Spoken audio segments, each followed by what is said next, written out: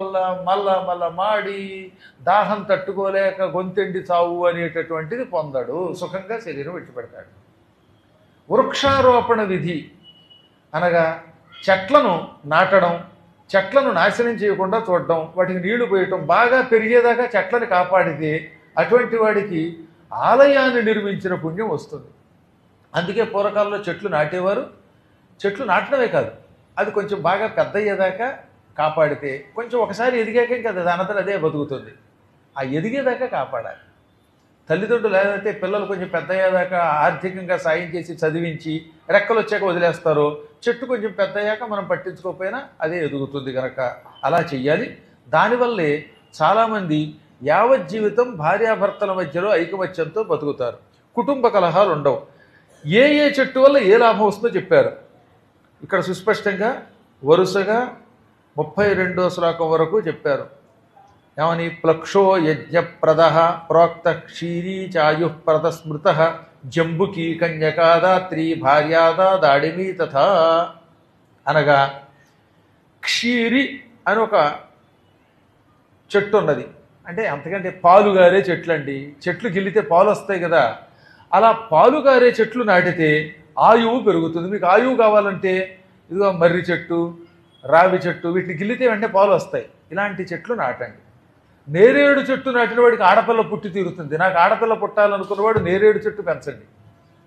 దానిమ్మ చెట్టుని పెంచితే భార్య వస్తుందిట, ఉత్తమ భార్య వస్తుంది అన్నాడు. పెళ్లి కాక బాధపడుతున్నవాడు దానిమ్మ చెట్టు పాతి కొంచెం పెంచండి కొంతకాలం పాటు.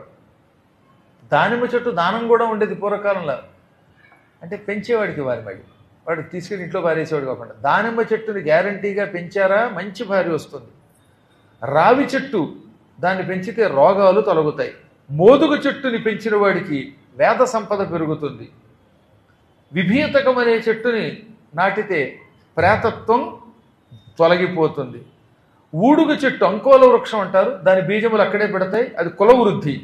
ఖదిరం, అదే ఇప్పుడు కదిరి అనే పేరుతో ఒక ఊరుంది కదా, ఆ కదిరికి ఆ పేరు ఎందుకు వచ్చింది అనుకుంటారు? రాయలసీమలో కదిరి అని ఒక ఊరు ఉంటుంది, అక్కడ ఖదిర వృక్షం. చండ్ర చెట్టు అంటాం. చండ్ర చెట్లు ఒకప్పుడు ఉండేవి. ఆ చెట్ల కింద నరసింహస్వామి ఉండడం వల్ల కదిరి నరసింహస్వామి అయ్యాడు. ఆ చండ్ర చెట్టు నాటితే రోగాలు తొలగిపోతాయి.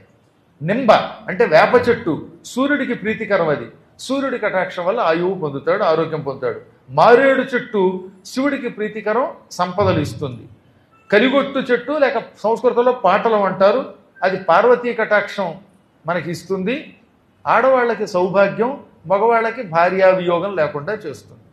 శింసుప వృక్షం ఈ చెట్టు అగరత్తుల చెట్టుల్లో ఒక చెట్టు అనమాట. దీనివల్ల ఇదిగో అందరి చేత గౌరవం పొందుతాడు. మొల్ల చెట్లు గంధర్వుల అనుగ్రహాన్ని ఇస్తుంది. తింత్రిణీ వృక్షం చింత చెట్టు నాటితే దాసదాసీ జనం పెరుగుతారు. డబ్బు ఉంటుంది, ఇంట్లో పరివాడు దొరకడు, అంట్లు తోమేవాడు ఉండడు, బట్టలు ఉతికేవాడు ఉండడు. అమెరికాలో ఎవరికి వాళ్ళే ఉతుక్కోవాలి. ఈ చెట్టుని కనుక ఏది చింత చెట్టుని పెంచితే దానివల్ల సేవకులు మనకి పని చేసి పెడతారు.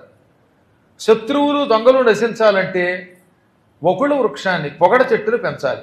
గంధం చెట్టు పెంచితే ఐశ్వర్యం పుణ్యం పెరుగుతుంది. సంపంగి చెట్టు సౌభాగ్యం ఇస్తుంది. వెదురు చెట్టు పరస్త్రీల వల్ల వచ్చే ప్రమాదం రాకుండా చేస్తుంది. తాడి చెట్టు దాన్ని మాత్రం మనం పెంచకూడదట, సంతాన నాశనం, తనంత తానే పెరగాలి పొలాల్లో. మీరు ఇంట్లో పెంచొద్దన్నాడు. కాబట్టి ఇంట్లో తాడి చెట్టు సంతాన నాశనం అన్న రోజు ఎందుకు వచ్చింది?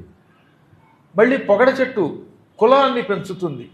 నారికేళం కొబ్బరి చెట్టు తప్పక పెళ్ళవుతుంది, సంతానం కలుగుతుంది. బహుభార్యలు కూడా ఇచ్చారు. కలియుగంలో బహుభార్యలు నిషేధం అనుకోండి, అసలు ఒక పెళ్ళి లేక ఏడుస్తుంటే బహుభార్యలు ఎక్కడ ఏడ్చారు. కాబట్టి కనీసం పెళ్ళవుతుంది. ద్రాక్ష సర్వాంగ సుందరి అయిన భార్య లభిస్తుంది. ద్రాక్ష తీగని ఇంట్లో పెంచండి, పెంచితే అందగత్తి అయిన భార్య, మంచి భార్య లభిస్తుంది. బదరి అంటే రేగు చెట్టు, దానివల్ల ఏమవుతుందట? దాంపత్య జీవితం అభివృద్ధి అవుతుంది. అంతకంతకీ దంపతులు సుఖంగా ఉంటారు. శత్రువులు పెరిగిపోయినప్పుడు మొగలి చెట్టుని పెంచమన్నారు. మొగలి చెట్టు వల్ల శత్రువులు నశిస్తారు. ఈ విధంగా ఈ చెట్ల వల్ల, ఇవి పెంచటం వల్ల ఎన్నో లాభాలు ఉన్నాయి. తోట ఉన్నవాళ్ళు బాగా పెంచుతారు, తోట లేని వాళ్ళు ఇంట్లో కూర్చొని ఏడవడమే. కుండీల్లో కూడా పెంచచ్చు అన్నారండి. పర్వాలేదు, ఇంట్లో కుండీ ఉంటే జాగ్రత్తగా పెంచండి. హుండీ కాదు. మరొక విషయం చెప్పాలి. మన పురాణములు ఏం చెప్పినా మన లాభం కోసం చెప్పాయి. కాలితో కనుక ఇనప వీరువాని దేవతల హుండీని తన్నాడా వాడు కటిక దరిద్రుడు అయిపోతాడు. నేను చూశాను. పాప ఒక ఆయన గుళ్ళో అర్చన చేస్తూ ఎంతకాలానికి డబ్బులు సంపాదించలేక పేదరికంతో బాధపడుతూ నా దగ్గరికి వచ్చాడు. ఒక అర్చక స్వామి వారు నా దగ్గరికి వచ్చి, గురువుగారు నేనండి అర్చకుడినండి, మీరంటే గౌరవం, మీరు ఎన్నోసార్లు అర్చకుల గురించి పురోహితుల గురించి మాకు అండగా నిలబడ్డారు, మమ్మల్ని కాపాడతారు, ఏమిటో తెలియదు నేను ఎన్ని పూజలు చేసినా నాకు డబ్బు రావట్లేదు అన్నాడు. సరే నేను మీ గుడికి వస్తాను, నీ మీద అభిమానంతో 2-3 రోజులు గుడికి వస్తాను, తర్వాత నీకు ఏదైనా సలహా ఇస్తానన్నాను. ఇది రియల్గా జరిగింది. ఆ తర్వాత ఏం జరిగింది తెలుసా? ఆంజనేయ స్వామి గుడిలో అర్చకుడు ఆయన తలుపు తీసేటప్పుడు ఆ తలుపు దగ్గరే హుండీ ఉండేది. కాలుతో తన్ని ఆ హుండీని జరిపి అప్పుడు ఆయన తలుపు తీసేవాడు. పాపం అది తప్పని తెలియదు. దేవతల కోసమో మన కోసమో దక్షిణ వేస్తారు కదా, ధనం లక్ష్మీ స్వరూపం. ఆ హుండీని కాలితో తన్ని, ఎందుకని సరిగ్గా తలుపు దగ్గర పెట్టేవారట హుండీ. కాలితో హుండీని తన్నిన పాపం వల్ల ఎప్పటికీ డబ్బు వచ్చేది కాదు. ఇక మీద చాలా జాగ్రత్తగా ఉండి హుండీని కళ్ళకు అద్దుకొని దానికి కూడా హారతి ఇంకెప్పుడు హుండీని కాలుతో తన్నకన్నాక మానేశాక మళ్ళీ డబ్బులు వచ్చాయి, బాగుపడ్డాడు. ఇలాంటి పిచ్చి పనులు చాలామంది చేస్తున్నారు. అలాగే ఇళ్లలో బీరువాలు ఉంటాయి కదా, క్యాష్ పెట్టుకునే ఇనప బీరువాలు, వాటిని కూడా కాళ్ళతో తన్నకూడదు. అసలు కాలితో ఎవరిని తన్నకూడదంటే దేవతల్ని, బీరువాల్ని, ఈ హుండీల్ని తనితే ఎలాగా? మహాపాపం. ఎన్నాళ్ళైనా డబ్బు రాదు, దారిద్ర్యం వస్తుంది. కాబట్టి కొన్ని పనులు చేయకూడదు.